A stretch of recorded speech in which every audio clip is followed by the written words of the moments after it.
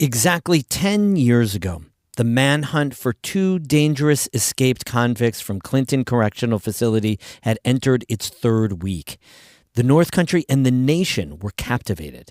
Then, a U.S. Border Patrol agent shot and killed one of the men, Richard Matt, near Lake Titus in Malone.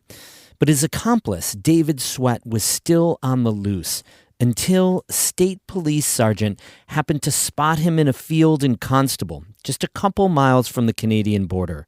In a rare interview, we talk with him on the edge of that very field about what happened that day. That's today's story of the day. Support for Story of the Day comes from Long Run Wealth, an SEC-registered investment advisor in Lake Placid, providing comprehensive wealth management, retirement, and financial planning solutions. LongRunWealth.com. And the Devlin Inn and Suites, Lake Placid, welcoming families, athletes, and groups to the Olympic Village, offering Adirondack mountain views and dog-friendly accommodations. TheDevlinNY.com. Hey, I'm David Sommerstein. It's Wednesday, June 25th. First up. It was primary day across New York yesterday. The biggest news was Assemblyman Zoran Mamdani's stunning upset of former Governor Andrew Cuomo in the Democratic primary for mayor of New York City. Here in the North Country, 3rd Ward City Councilwoman Diana Palmer won the Democratic primary for mayor of Glens Falls.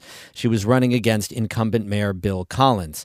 The two will face off again in November, since Collins has secured the Conservative Party line and both have filed for Independent Party lines.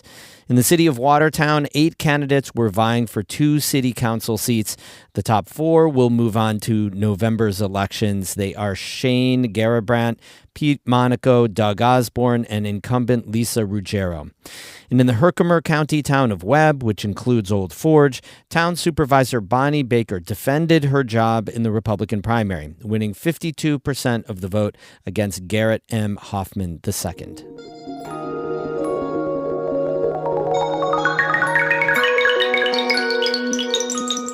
Today, Jay Cook is Franklin County's sheriff.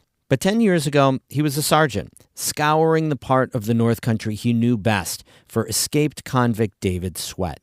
In a rare interview, he took Champlain Valley reporter Kara Chapman for a ride out to that field to relive the day that ended the Dannemora manhunt. It was a Sunday afternoon in 2015, rainy and gloomy. Sergeant Jay Cook was working alone that day, and he had an idea of where escaped inmate David Sweat was headed. He was evading us for so long, I just figured he's probably heading for the Canadian border, so that's when I decided I was at least going to be up north of Malone that afternoon. It was 2 days after a U.S. Border Patrol agent had shot and killed Sweat's accomplice, Richard Matt. That was a big break in the case. It narrowed the scope of the search for the remaining fugitive. Still, it was shaping up to be just another day in the manhunt. Cook planned to do the same thing he'd been doing since Matt and Sweat had escaped from the prison in Dannemora weeks before. He picked a route and slowly drove around, searching. Cook turned onto Coveytown Road in Constable. He passed a graduation party, an old railroad bed, some dead-end roads. Then he came around a corner by the old McDonald farm. That's when he saw something through an opening in the brush. I was about here, and there's a stone wall on the left coming up here, and I saw a person walking northbound down that stone wall, all cameled up with a backpack on. Cook's first thought was that they might be a Border Patrol agent or forest ranger, but he didn't see any units nearby. I sped up, and I came right up to there's a gate opening here. And I parked my troop car just like this in the road right here. He pulled up to the left, his window already rolled down. The unidentified figure was about 25 yards off the road. Cook called out to him, asking who he was, why he was there. And the whole time I'm yelling at him, he's responding, but I can't hear what he's saying back to me. The person kept taking baby steps away from Cook. The sergeant continued to call out, his seatbelt now unbuckled. And he pulls his hoodie down and sticks all of his fingers up like he's showing me his face. And once he did that, that's when I said to myself, holy, you know what? It's him. Convicted murderer David Sweat. Cook threw open his door and began the chase. The escapee took off running farther into the field towards the tree line. Cook remembers running through a ditch and soaking wet alfalfa that came up to his knees. Cook drew his pistol and started talking through the portable radio mic on his chest. I said, B101 to any unit, need assistance, foot pursuit, northbound through a field, Coveytown Road, Constable, and that's about all I got out, because I started yelling at him again to stop. Sweat made it about 3/4 of the way down the stone wall and ditched his backpack. Cook says at that point, he started to lose him. So I started to yell that I was going to shoot him if he didn't stop. And I yelled that probably 5, 6, 7 times. Sweat zigged and zagged and waved his hands around. He told later in interviews that he was yelling back to me that he was not armed. I knew I was justified to use deadly physical force if I had to. Cook and his fellow searchers were reminded of that every day during morning briefings. That justification held even if Sweat or Matt were actually unarmed. Cook says he had to presume Sweat was armed. So I yelled one final time that if you don't stop, I'm going to shoot. Sweat didn't stop. Cook got about even with where the escapee had dumped his backpack. He was a firearms instructor. He took a stance, aimed, and fired. And it struck him in the shoulder blade. It rocked him forward, but he regained his balance, and he kept running towards the wood line, so I fired again. And when I fired the second time, it struck him in the other shoulder blade, and he fell to the ground. This is CNN Breaking News.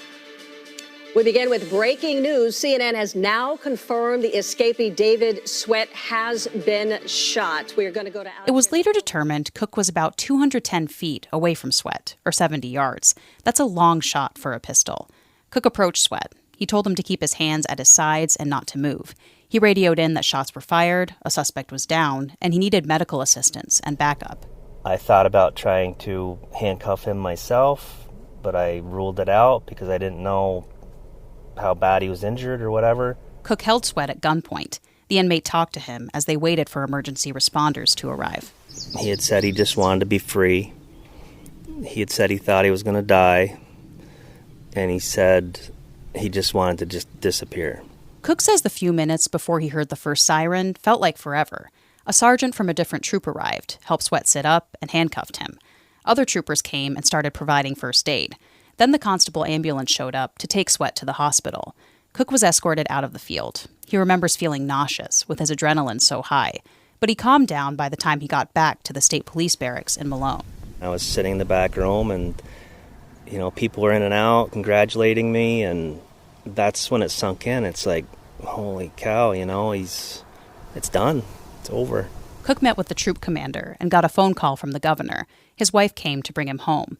And a state police captain told him that Sweat was going to make it. I'm glad it worked out the way it did, because even though he's convicted of some very bad things, he's still a person, and it was a very difficult thing for me to get through.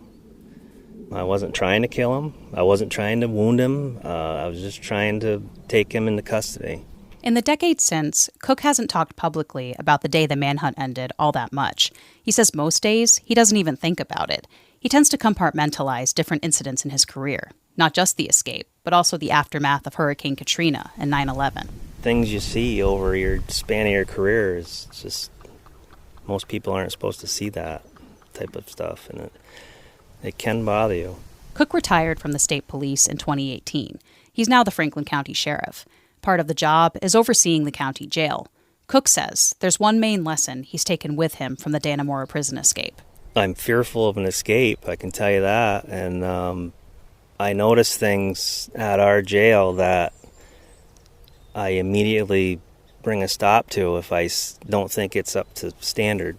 Cook is thankful to the North Country for supporting himself and everyone who participated in the manhunt. He's also glad no civilians or people working the detail got hurt. Reflecting on the day he recaptured Sweat, Cook says it would have devastated him if he'd let the fugitive get away.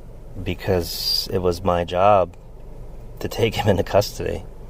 And if it wouldn't have happened, I would have felt like I didn't do my job. And that's really how he sees himself. Not as a hero who shot Sweat and brought an end to weeks of uncertainty and fear. Just a police officer who did his job that day. Kara Chapman, North Country Public Radio, Constable. We have more news all the time on our website, ncpr.org. Music today by Mark Corey of Watertown and Ben Cato of Jay. I'm David Sommerstein, North Country Public Radio.